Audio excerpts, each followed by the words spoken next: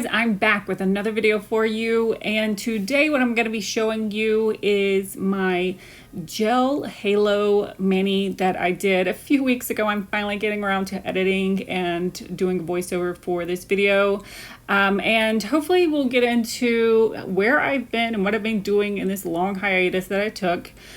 So these are the colors that I'm going to be using. The only color that I think is still available is You've Been Nyxed, which is this beautiful glitter. The other two, I think one of them was a bonus dip, and then the other one is just no longer available.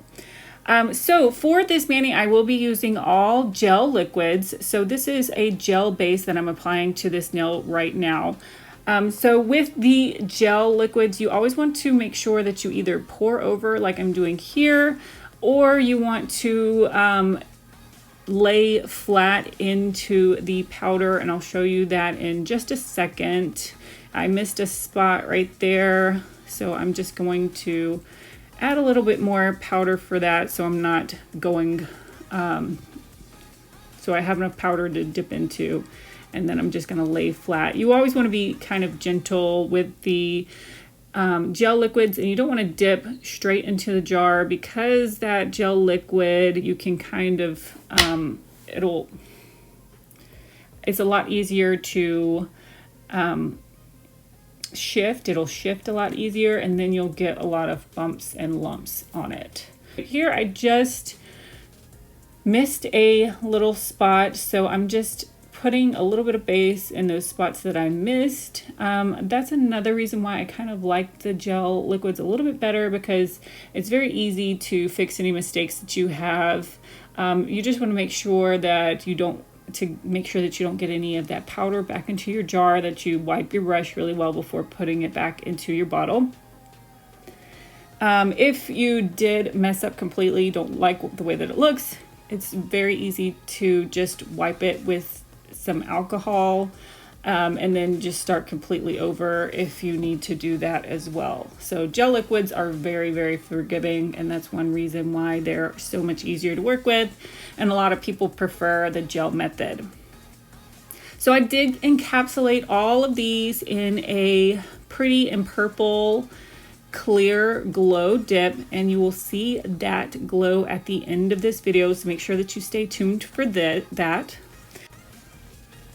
So after I do any powder, once I'm done each layer, I do cure for a full 60 seconds. And I don't know that it's necessary, but I also like to activate before I do any filing or buffing with and this is just regular dip activator. Again, I don't know that it's really necessary, but I feel that it does set the powder a little bit better if you activate it before filing, shaping, or buffing. So that's what I'm doing here. I just activated it, and then I am going to shape this. You want to shape it and buff it a little bit before you get started with the halo, because you don't want to do too much filing after you get that halo on. So yeah, you want to try and get it the shape that you want it, and if you need to buff it down a little bit so it's not too thick before you get started, because this is going to add a little bit of bulk to that nail. So I'm just going to put a little bit of base liquid in the middle of that nail. I'm trying to kind of keep it the shape of the nail, so it is a little bit thicker at the top, or I try to get it a little bit thicker at the top and keep it a little thinner at the bottom. Again, each layer of this is going to get a 60-second cure before I move on to the next one. So this next layer, and this is a UV changer as well, so you can see it's changing colors, but it's still, even though that color is darker now, it's still lighter than the color underneath, and that's what you want. You want to, if you're going to do this halo effect, you want your darker color underneath, and you want your lighter color on top. So the second layer that I'm doing is going to be just right outside of that first layer that I did.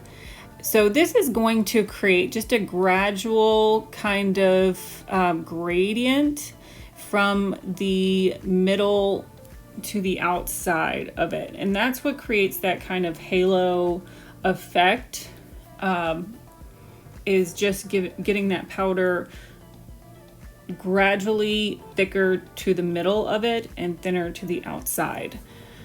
So the last one again is I'm going to get as close to this edge as I can without touching the edge. I want to leave a little bit of that dark powder visible, and that will really help to create that effect. Again, I'm trying to keep with the shape of the nail as much as possible as well. As you can see, I'm kind of trying to square it off just right on the edge and then round on the back of the nail to try and keep that same shape. So for those of you who are interested in what I have been doing these past couple of months, I can't even remember the last time that I made a video. One of the things is we made a big move from California to Texas. So we're originally from the South, so I feel we're moving closer back to family, is one reason that we moved back over here. But mainly it was for my husband's job. And we are loving it so far, but it has just been a process of getting all of our stuff and getting it organized and unpacking and all of that good stuff. So this is the finished look so far with the dips. I'm saying a lot. I apologize. It's been forever since I've done a voiceover. So the last thing I am going to activate, again, like I said, I like to activate. I don't know that it's necessary, but you can also really see a lot better the effect of that layered, the layered dips, the layers of dip. There we go. By activating it. And you can really see it right there, all those layers. The last step is to kind of buff the edge, and this will kind of soften up that edge just a little bit to make it a little bit more of a gradual change right there. So another thing that we had going on this summer is we decided that moving was not enough going on. So we decided to get a puppy. She's the most adorable puppy, as you can see right here. She is, and she's been like a really good puppy so far. But yeah, I mean, it's just another thing that I've been having to deal with, especially once the kids went back to school, not last week, but the week before. So all of that kind of falls on me when nobody else is home. So I've been trying to get her potty trained and take care of her, get her a vet, on top of all of our other doctor's appointments, dentist appointments, finding a new physician, all of that fun stuff. And we've also been traveling. Now that we're closer to family, we did take 2 weeks off to go and visit everybody and see everybody as much as we could anyway. And yeah, and that was pretty fun, but a little stressful too. So, but I have been active a lot on still on Facebook and Instagram. I've been trying to keep up with my at least posting 2 times a week on my Instagram and Facebook accounts, as well as doing reels when I can, because sometimes those videos, although you don't get, the voiceover and a lot more content as you do in YouTube, you can still a lot of times see what I'm doing, ask questions if you need to. I'm always available to answer questions. I know some people have still been using my videos and asking questions, and I am always happy to help. So anytime y'all have a question about anything, just, ask, and I will get back to you as soon as I can. I promise. It's usually the same day, if not like the next day. So as you can see, I do activate as well at the end. And mostly that's just so you can kind of see. It kind of helps to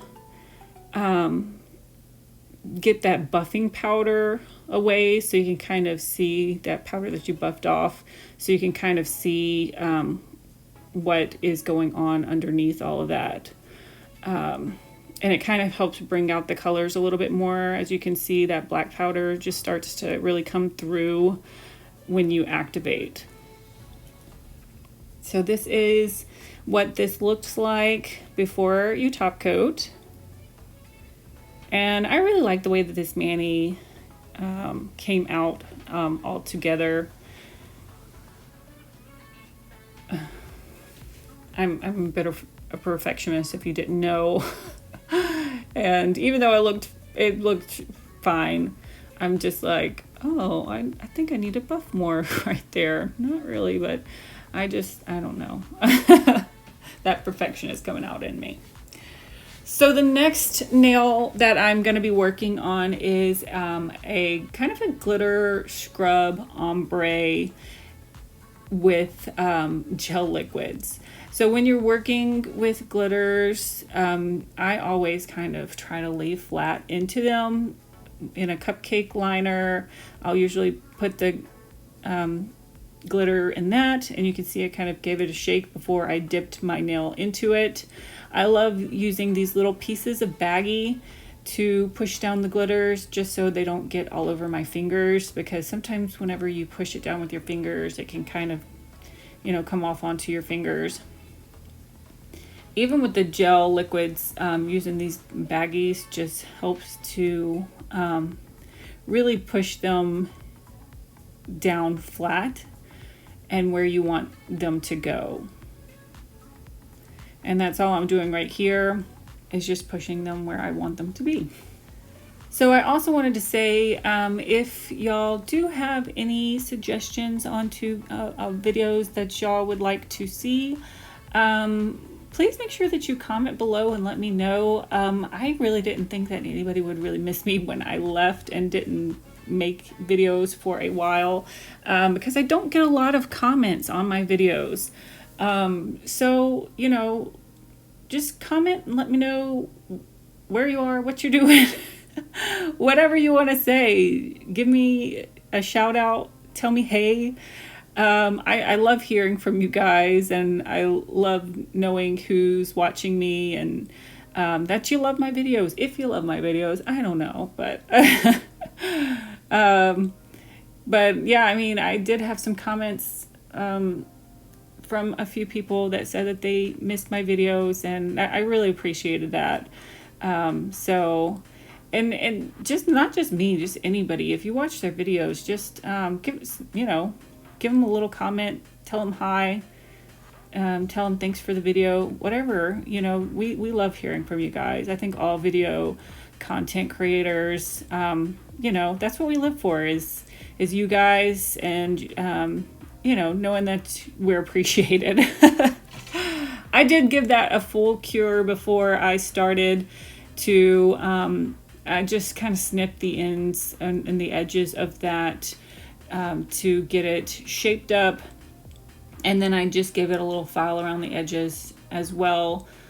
Now I am going to again encapsulate this with that clear glow to start the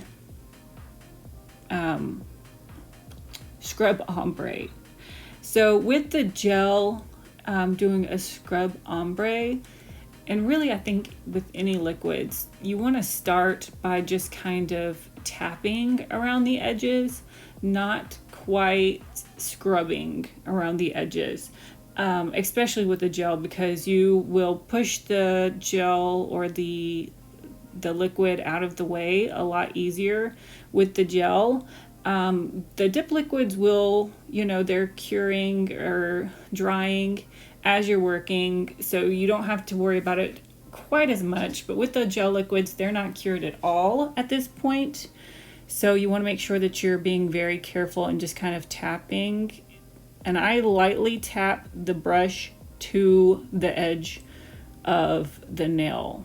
So I gave that just a very short, not full cure, and then took it out to start my scrub around the edges. So I think it was probably about a 10 or 15 second cure in my 120 watt nail lamp. And you can see that powder is sticking to the nail a little bit better as I'm scrubbing it on there.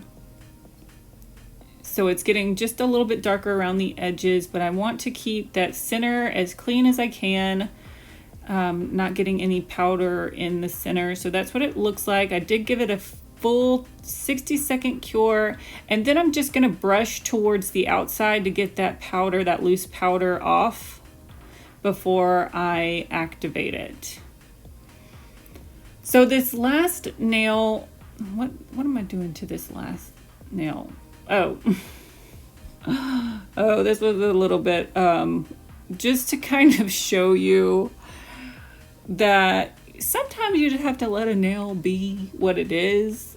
So this one I was kind of like, I want to do an ombre nail, but then I dipped it in there to get it started, and I was like, it kind of looks like a triangle shape. I kind of like that. So I started pushing them down flat and tried to just keep with this triangle shape, push them into this triangle shape,